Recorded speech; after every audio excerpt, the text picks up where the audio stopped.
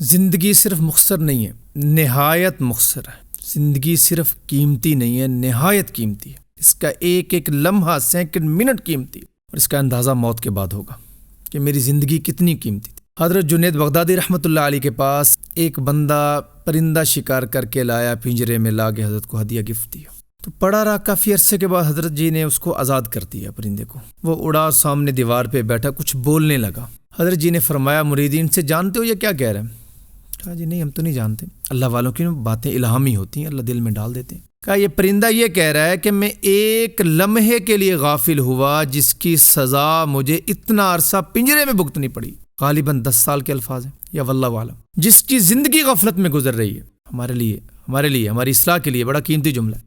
جس کی زندگی غفلت کے اندر گزر رہی ہوگی، اس کے لیے قید خانہ کتنا بڑا ہوگا، اس کی سزا کتنی بڑی ہوگی۔ میرے عزیزو، غافل بن کے زندگی نہ گزاریں، رب کی طرف دھیان کر کے زندگی گزاریں۔ ان قریب موت آ جانے والی، بڑے تھوڑے زمانے کے بعد موت آ جانے والی، چند ایام کے بعد، چند گھڑیوں کے بعد موت آنے والی ہے۔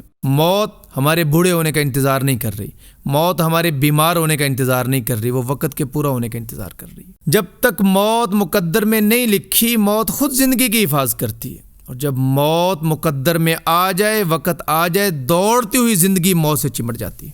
زندگی جب تک ہے وہ باقی ہے، موت نہیں آ سکتی۔ جب تک موت کا وقت نہیں آتا، موت نہیں آ سکتی۔ جب موت کا وقت آ گیا تو زندگی اس کو بچا نہیں سکتی، ہمیں بچا نہیں سکتی زندگی۔ اس لیے موت کا دھیان کر کے موت کی تیاری میں رہتے ہوئے زندگی گزاریں۔ دیکھیں، اس جہان میں آج ہم ہیں، کچھ عرصہ بعد نہیں ہوں گے، بلکہ یوں کہہ لیں کہ 100 سال کے بعد ہم میں یہاں کوئی بھی نہیں ہوگا۔ زمین کروٹ لے چکی ہوگی، ہم نیچے جا چکے ہوں گے، کوئی اور ہوں گے، ان مکانوں میں کوئی اور آباد ہوں گے، ان گھروں میں کوئی اور آباد ہوں گے، یہ جائیدادیں کسی اور کے پاس ہوں گی، کوئی اور ان کے مالک ہوں گے، اور ہمارا نام تک نہیں جانتے ہوں، ہماری شکلوں کو نہیں جانتے، جیسے ہم نہیں اپنے دادا پردادا کو جانتے۔ جی، کسی تذکرے میں ان کا تذکرہ نہیں باقی رہ گیا۔ ایک وقت آئے گا کہ ہم بھی بے نام کر دیے جائیں گے، چاہے میں کچھ بھی ہوں، میں کچھ کر سکتا ہوں، میں نے کچھ کیا ہے، میں کچھ بھی نہیں ہوں اگر میرے پاس اعمال نہیں ہے۔ قبر میں جا کے ہرس ہوگی، پتہ چلے گا میرے پاس تو میرے عمل ہی تھے، میں تو کچھ نہیں لے کے آیا، اگر میں عمل لایا ہوں تو بڑی چیز ہے۔ ہرس ہوگی کہ واپس چلا جاؤں، نیک عمل کروں، اچھے عمل کروں، برائیوں سے بچ جاؤں۔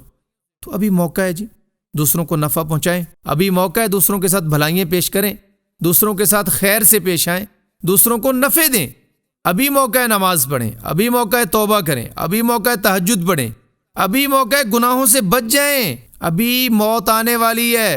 ایسے نہ ہو غفلت میں پڑیں اور موت اچک لے، اور دن دیکھتے ہیں، کہتے ہیں ابھی تو ملا تھا، کیا ہو گیا، ابھی موت آ گئی، ابھی مجھے مل کے گیا ہے۔ تو موت تو تھوڑا بتاتی ہے کہ تمہیں ملنے والا مرے گا نہیں۔ ایسے یہ حادثہ میرے ساتھ بھی ہو سکتا، ہمارے ساتھ بھی ہو سکتا، اس لیے ہر وقت موت کی تیاری میں رہے۔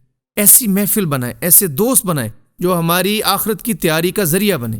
کوئی ایسا دوست ہو جو مجھے چلتے ہوئے، دوڑتے ہوئے زندگی میں مجھے جھنجھوڑے، بھائی تیرے ایمان کی کیفیت کیا ہے، تیرے ایمان کی کیا حالت ہے، نمازوں کی کیا حالت ہے، گناہوں سے بچتے ہو، جھوٹ تو نہیں کہیں بولتے ہو، غیبتیں تو کہیں نہیں کرتے ہو، قرآن کی تلاوت کرتے ہو یا نہیں کرتے ہو، حرام کے لقمے تو نہیں تیرے رزق کے اندر کہیں آ رہے، کیسی کمائی کرتے ہو، کیا کام کرتے ہو، حلال ہے حرام ہے۔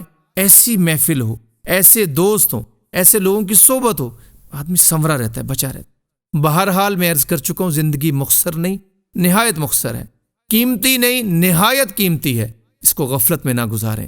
موت آنے میں ہمیں پیغام نہیں دے گی کہ میں آ رہی ہوں، اچانک بھی جانا پڑ سکتا ہے۔ اللہ پاک ہماری اصلاح فرمائے، ہماری تربیت فرمائے، ہمیں موت کی تیاری نصیب فرمائے۔ وآخر دعوانا ان الحمد للہ رب العالمین۔